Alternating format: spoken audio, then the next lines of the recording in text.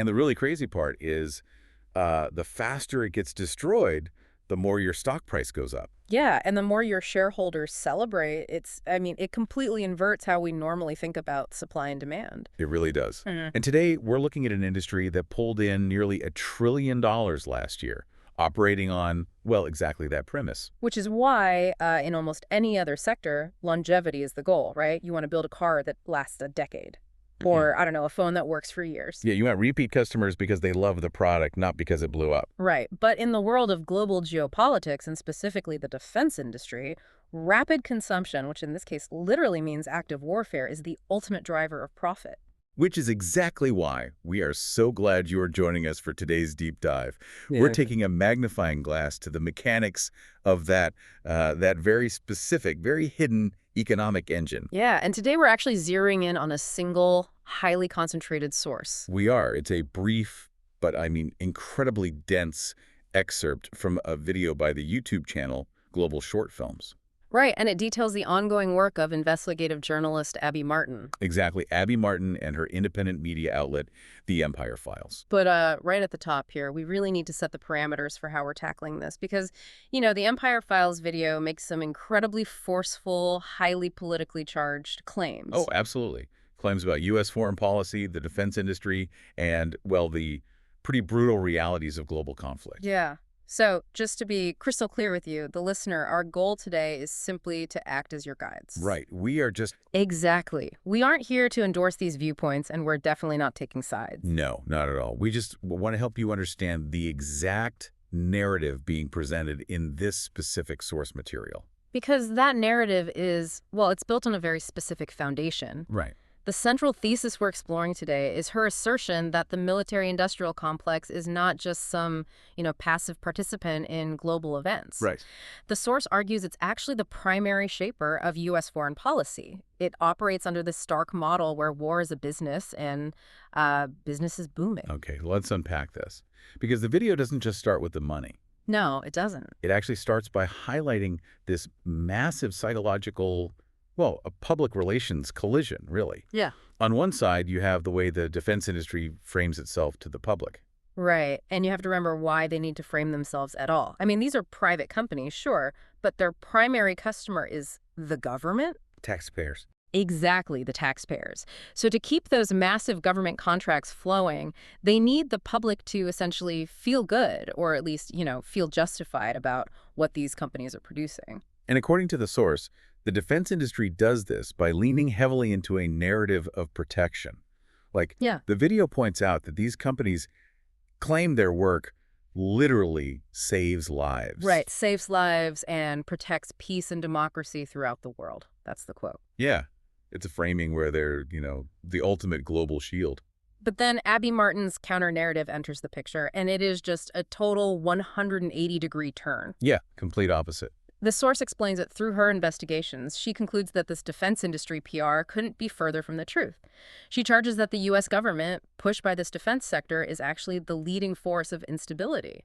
Instability, violence, and environmental destruction on the planet, which is a huge claim. It is. But wait, I want to push back on how we're interpreting her claim here. Yeah. According to this video, is she just saying this is a matter of differing perspectives? How do you mean? Like, a general sees a drone as a tool for peace, and an activist sees it as a weapon of violence? Or is she claiming that this whole peace and democracy narrative is a calculated, intentional smokescreen to hide something much more cynical? Oh, the source makes it very clear she is arguing the latter. This is not presented as some polite philosophical disagreement. Okay, so it's intentional. Yeah, Martin is suggesting that the peace and democracy framing is a deliberate smokescreen.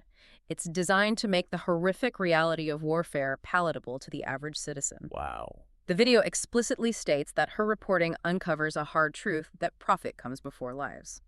The stated goals of, spreading democracy are, in her view, entirely secondary to the economic benefits of manufacturing and selling weapons. I mean, that is a profound accusation. If that's true, it means the very language we use to discuss foreign policy is essentially just a marketing campaign for defense contractors.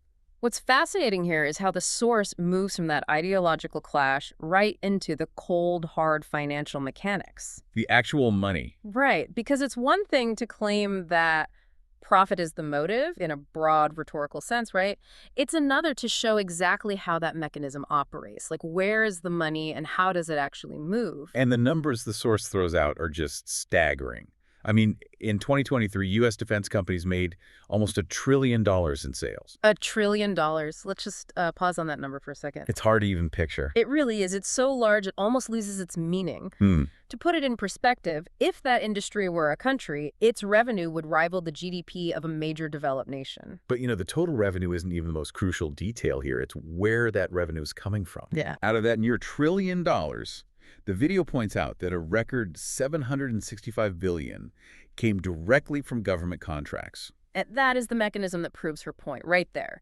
That $765 billion tells you that this is not a free market enterprise in any traditional sense. Right, because I'm not going to the store and buying a missile. Exactly. These companies are not competing for your dollars or my dollars on a store shelf. The overwhelming majority of their revenue is coming straight from the public treasury. It's taxpayer money. Which brings us to exactly how that taxpayer money gets unlocked.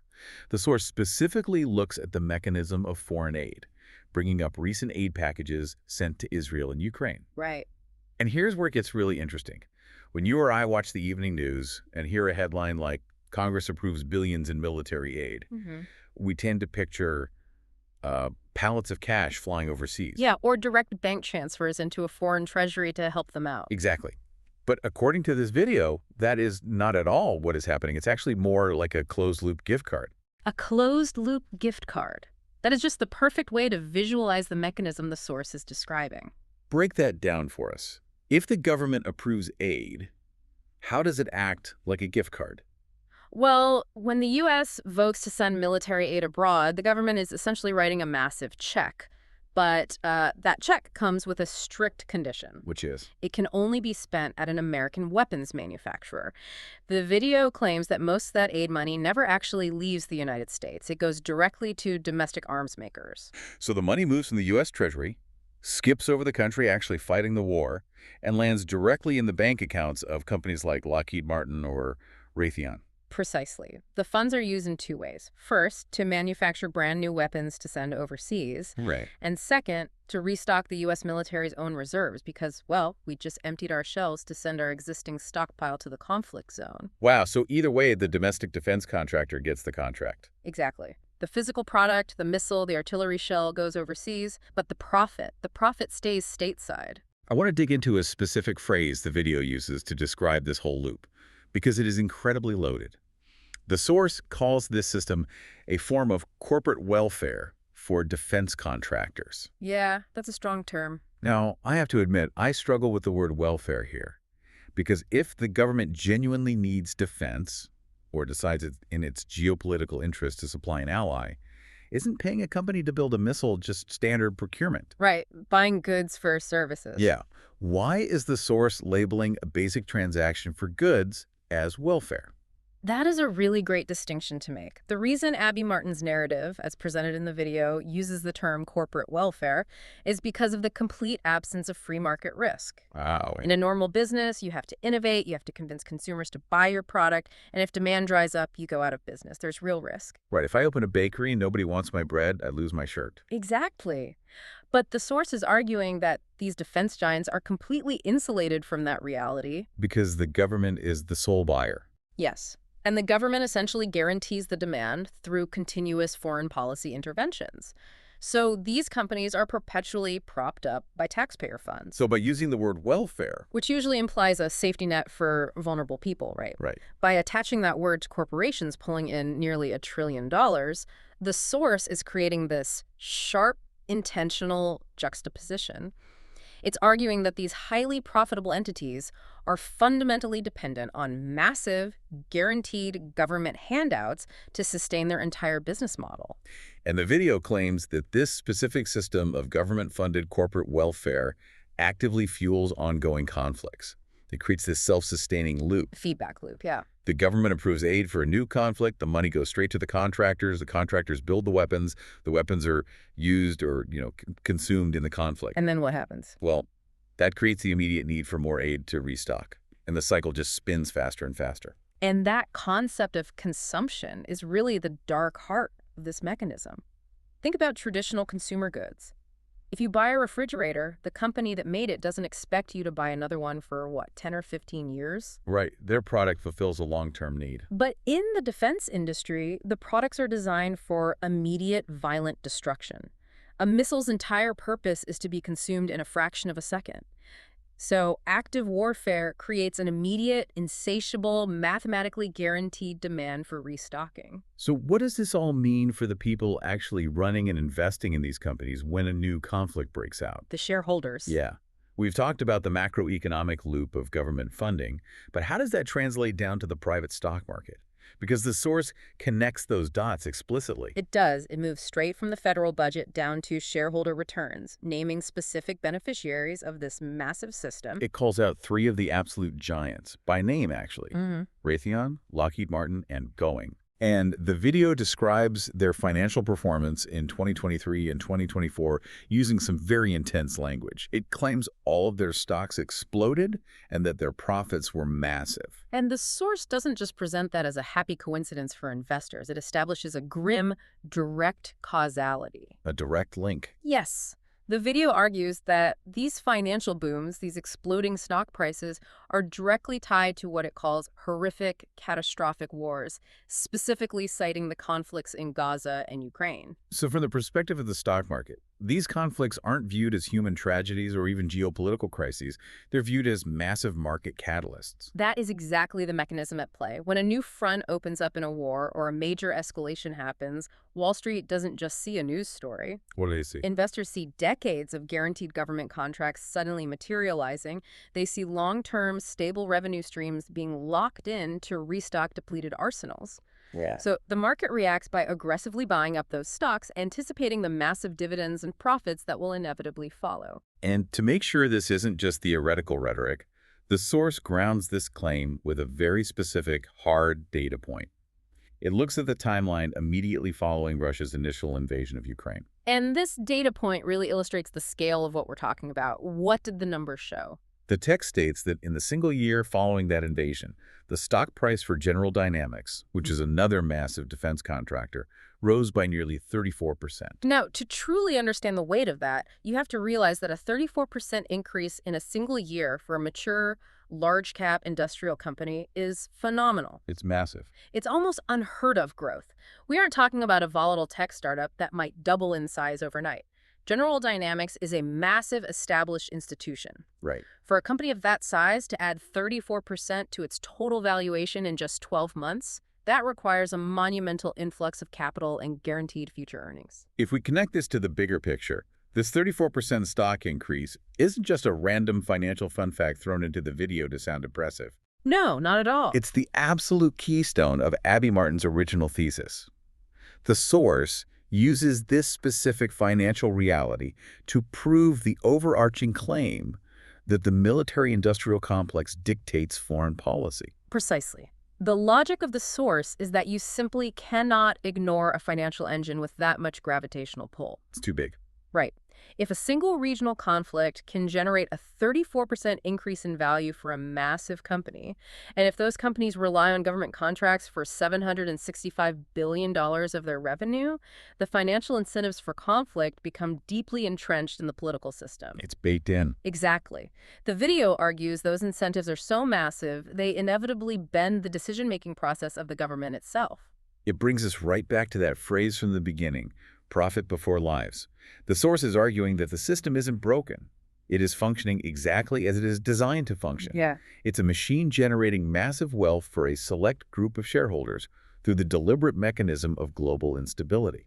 And it forces you, as a listener and a consumer of news, to totally reevaluate that peacekeeper narrative we discussed at the top of the deep dive. Absolutely. If a defense corporation's primary legal fiduciary responsibility is to generate returns for its shareholders, and if those returns are undeniably generated by active conflict and the subsequent need to restock destroyed weapons, well, then the source is arguing that their true business, their actual underlying product, is not peace. right. Their product is the continuation of war. It's a heavy, incredibly complex argument to digest, and it's just amazing how much implication this short excerpt manages to pack into just a few data points. It really requires us to look past the surface-level press releases. You have to trace the actual flow of capital.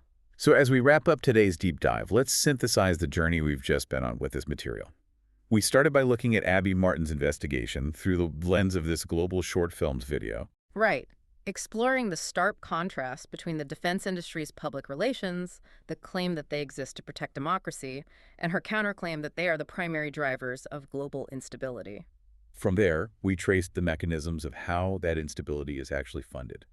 We looked at the near trillion-dollar scale of the industry, and more importantly, the fact that $765 billion of it is taxpayer-funded. Yeah, and we broke down how foreign aid packages act as a closed-loop gift card, bypassing the foreign nations and funneling taxpayer money straight into domestic arms makers. A system that the source explicitly defines as a risk-free form of corporate welfare. Right.